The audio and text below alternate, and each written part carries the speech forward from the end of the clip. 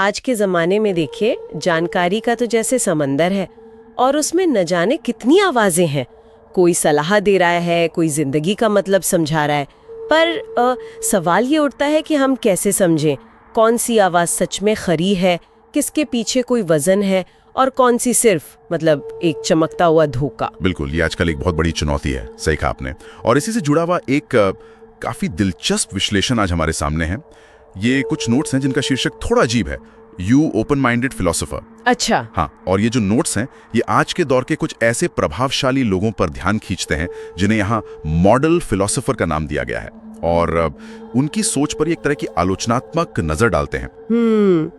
Model philosopher, दिलचस्प शब्द है।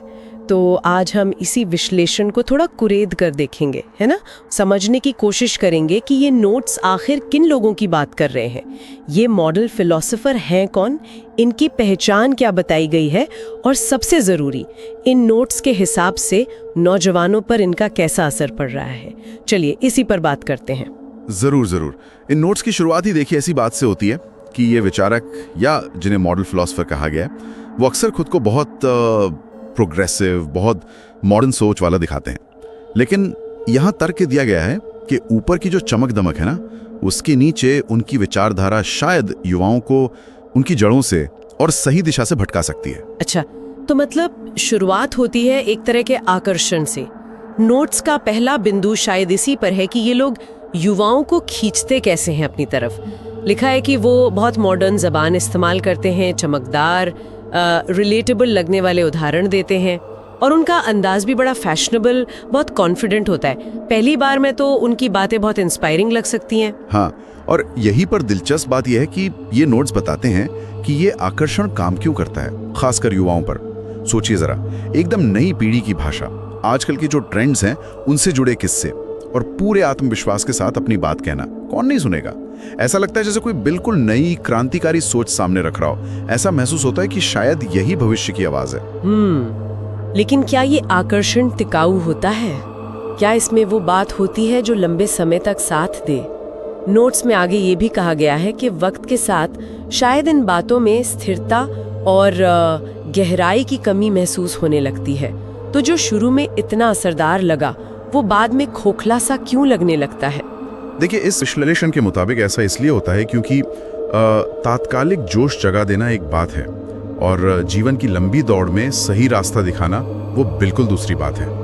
पैकेजिंग बहुत चमकदार है, पर क्या अंदर का माल भी उतना ही वजनदार है? ये नोट्स यही सवाल उठाते हैं कि क्या इन विचारों में इतनी गहराई है कि वो जिंदगी की असली मुश्किलों में, उतार चढ़ाव में कोई सहारा बन सके। तो सार यही है, शब्द चमकदार हैं, पर क्या विचार भी उतने ही ठोस हैं? ये एक तरह से सतही अपील बनाम ठोस मार्गदर्शन का जो द्वंद्व है, ये नोट्स उसी को उजागर करते हैं। पर भी ये नोट्स कुछ चिंताएं जता रहे हैं, खासकर आधुनिकता को लेकर। दूसरा बिंदु इसी पर है, आधुनिकता के नाम पर भटकाव। यहाँ आलोचना किस चीज की हो रही है? यहाँ तर्क ये दिया गया है कि ये मॉडल फिलोसोफर अक्सर आजाद सोच और पर्सनल फ्रीडम का हवाला देकर युवाओं को उनकी अपनी परंपराओं से, उनके सांस्कृतिक मूल्यों से, और कभी कभी तो सामाजिक या पारिवारिक जिम्मेदारियों से भी दूर कर सकते हैं। इसको ऐसे पेश किया जाता है जैसे परंपरा और आधुनिकता एक दूसरे के दुश्मन हो, और अगर तरक्की करनी है तो हर पुरानी चीज को छोड़ना ही पड़ेगा। और इसका नतीजा क्या होता है? नोट्स इशारा करते हैं कि इससे युवा बाहर से भले ही बहुत कूल, मॉडर्न और इंडिपेंडेंट नजर आए, लेकिन अंदर से शायद एक तरह का खालीपन या दिशाहीनता महसूस कर सकता है। जैसे कोई पेड़ अपनी जड़ों से कट जाए तो वो हरा भरा कैसे रहेगा, कुछ ऐसा ही। बिल्कुल। और ये एक बहुत बुनियादी सवाल खड़ा करता है कि असल में आधुनिकता है क्या? क्या ये सिर्फ बाहरी चीजें हैं, पहनावा, भाषा, कुछ आजकल के जो पॉपुलर विचार हैं उन्हें अपना लेना, या फिर ये अपनी जड़ों को समझते हुए अपने विवेक का इस्तेमाल करके नए विचारों को परखना और फिर अपनाना है? इन नोट्स का नजरिया ये है कि ये मॉडल फिलोसोफर अक्सर आधुनिकता की एक बहुत सतही या शायद थोड़ी पश्चिमीकृत परिभाषा पेश करते हैं, और इससे होता यह है कि युवा अपने सांस्कृतिक और नैतिक आधार से कट सकते हैं, जिससे उनमें एक तरह का भटकाव आ सकता है। तो सवाल ये उठता है, क्या सच्ची आज़ादी जड़ों को काटने में है या उन्हें समझकर और मजबूत करके आगे बढ़ने में? और जब जड़ें कमजोर होती है तो शायद सफलता और खुशी के मायने भी बदल जाते हैं। नोट्स का तीसरा बिंदु कुछ इसी तरफ इशारा कर रहा है ना, जिसे भ्रमित आदर्श कहा गया है। इसमें क्या बताया गया है कि ये विचारक सफलता को कैसे देखते हैं? हाँ, इन नोट्स के मुताबिक इन मॉडल फिलोसोफर्स की बातों में अक्सर जोर बाहरी चीजों पर होता है। मतलब ज्यादा पैसा कमाना, ज्यादा मशहूर होना, महंगी चीजें खरीदना, सोशल मीडिया पर कितने फॉलोअर्स हैं। सफलता का पैमाना यही बन जाता है कि आप दुनिया की नजरों में कितने सफल दिख रहे हैं। और खुशी को भी बाहरी चीजों और अनुभवों से ही जोड़ दिया जाता है। तो इसका मतलब ये हुआ कि जीवन के जो अंदरूनी पहलू हैं, जैसे मन की शांति, रिश्तों में गर्माहट, अपने नैतिक मूल्य, खुद को समझना, क्या इन सब चीजों के लिए कोई जगह ही नहीं बची इस परिभाषा में? नोट्स तो कुछ ऐसा ही कह रहे हैं जी। अगर हम इसे थोड़ी बड़ी तस्वीर में देखें तो ये लेख या नोट्स यही कहते हैं कि ये नजरिया जिंदगी के बहुत जरूरी हिस्सों को नजरअंदाज कर देता है। जैसे आत्मचिंतन है, सहानुभूति है, सेवा का भाव है, संतोष है, ये सब बातें पीछे छूट जाती हैं। जब सफलता का मतलब सिर्फ बाहरी चमक दमक रह जाए तो जाहिर है इंसान अपनी सच्ची अंदरूनी ज़रूरतों और मूल्यों से दूर हो सकता है। नोट्स का इशारा है कि ये रास्ता शायद थोड़ी देर के लिए उत्तेजना या संतुष्टि तो दे दे, लेकिन क्या यह स्थायी खुशी और जीवन को एक सार्थक मतलब देने वाला है? यहाँ एक बड़ा सवाल खड़ा किया गया है। इस दिखावे की दौड़ में कहीं हम असली खुशी को ही तो पीछे नहीं छोड़ रहे। इस सब का नौजवानों पर असर क्या होता है, जैसा कि नोट्स में बताया गया है? चौथा बिंदु तो सीधा इसी पर है। इसमें कुछ खास प्रभावों की बात की गई है। पहला ये कि युवा स्थायी चीजों पर ध्यान देने के बजाय बस जो उस पल आकर्षक लग रहा है उसी के पीछे भागने लगते हैं। हाँ, इसका मतलब ये है कि जो चीज उस वक्त ट्रेंडिंग है, जो रोमांचक लग रही है, युवा बस उसी की तरफ खींचे चले जाते हैं। गहराई से सोचना, धैर्य रखना, किसी एक लक्ष्य पर टिके रहना, ये सब क्षमताएं शायद कमजोर पड़ सकती हैं।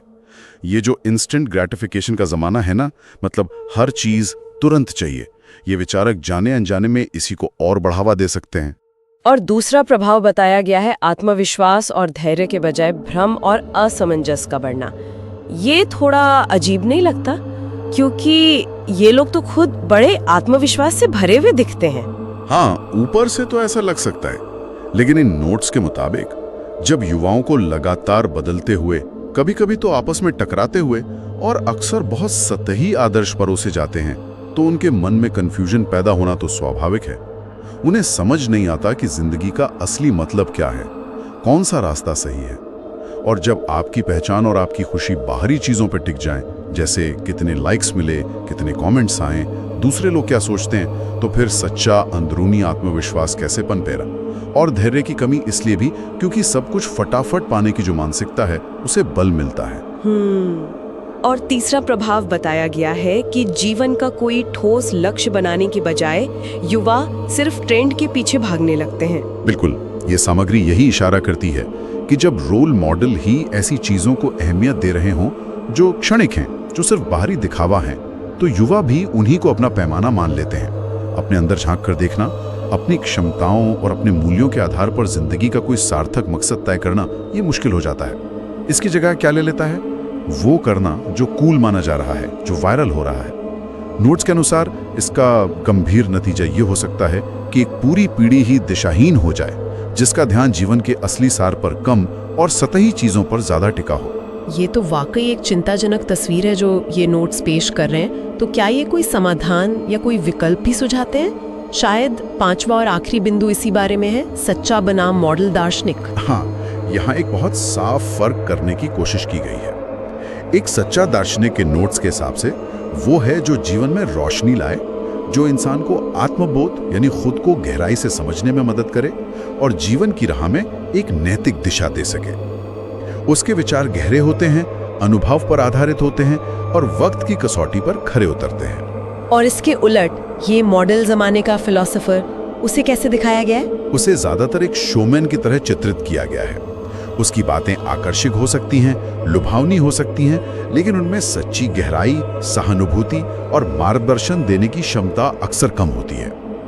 नोट्स में एक रूपक का इस्तेमाल किया गया है कि इस मॉडल फिलोसोफर का रास्ता दूर से बहुत चमकदार, सुनहरी सड़क जैसा दिख सकता है, जो युवाओं को अपनी तरफ खींचता है, लेकिन पास जाने पर पता चलता है कि ये रास्ता कहीं ले जाता ही नहीं, बल्कि एक अंधी गली में जाकर खत्म हो जाता है। ये सिर्फ भटकाता है। तो अगर हम इस पूरी चर्चा को समेटें तो ये नोट्स दरअसल आज के दौर की कुछ बहुत ज़्यादा प्रभावशाली आवाज़ों, जिन्हें यहाँ मॉडल फिलोसोफर कहा गया है, उनके प्रति एक तरह की चेतावनी जैसे हैं।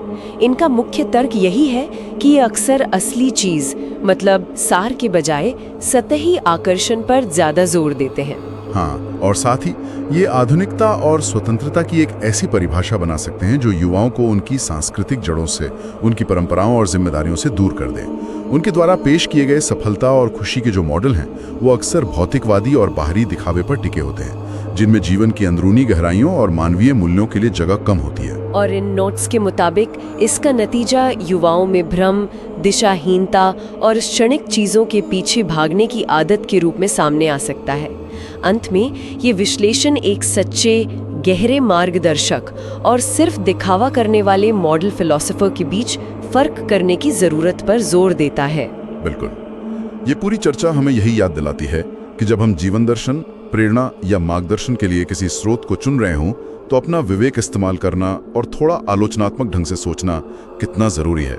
सिर्फ इसलिए कि कोई बात बहुत लोकप्रिय है या बहुत आकर्षक तरीके से कही जा रही है या उसे कहने वाला बहुत मशहूर है, ये जरूरी नहीं कि वो हमारे लिए सही या फायदेमंद भी हो। ये वाकई सोचने पर मजबूर करता है। इन नोट्स ने अपनी बात तो रख दी और हमें आज के कुछ चलन पर एक नजरिया भी जरूर दिया, लेकिन ये हमें एक बड़े और शायद बहुत निजी सवाल के मुहाने पर भी लाके छोड़ देता है। क्या सवाल? यही कि इस विश्लेषण में जो बातें कही गई हैं, उनको ध्यान में रखते हुए हम खुद आज के इस शोर भरे, सूचनाओं से अटे पड़े युग में प्रामाणिक मार्गदर्शन और सतही प्रभाव के बीच फर्क आखिर करे कैसे? हमारे पास वो कौन सी कसौटी हो जिससे हम ये जान सकें कि कौन सी आवाज, कौन सा विचार सचमुच जीवन को बेहतर बनाने की क्षमता रखता है और कौन सा सिर्फ एक चमकदार, भ्रामक अंधी गली की ओर ले जा रहा है। ये एक बहुत ही जरूरी सवाल है और शायद इसका कोई एक बना बनाया जवाब नहीं है, लेकिन इस पर सोचना, अपने विवेक को हमेशा जगाए रखना शायद आज पहले से कहीं ज्यादा महत्वपूर्ण हो गया है।